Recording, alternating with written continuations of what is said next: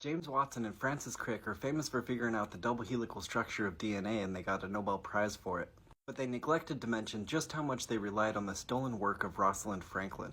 Franklin was an expert X-ray crystallographer at King's College London, so she was really good at taking and interpreting X-ray photographs. Under her supervision, her graduate student Raymond Gosling took this now famous X-ray photograph of DNA called Photo 51.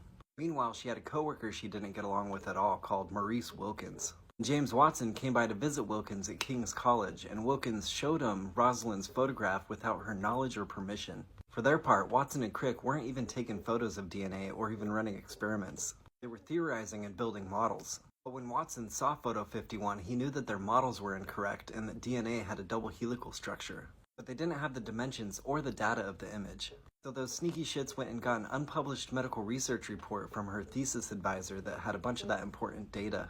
This is all that their 900-page report in the Journal of Nature talking about their discovery had to say about Rosalind.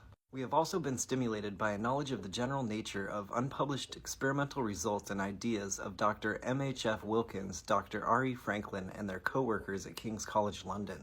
It's not clear if they ever told her that they scooped her shit, and I think that it's unlikely that they did.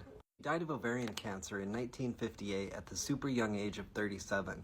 It's suspected that all her work with X-rays could have been a contributing factor. Wilkins, Watson, and Crick won a Nobel Prize for the discovery of DNA's helical structure in 1962.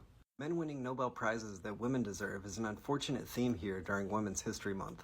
Some defend the Nobel Committee's decision not to nominate her because they don't award posthumous awards. That wasn't actually a rule until 1972, and honestly, a bunch of the rules for nominations of awards are dumb and bad anyway.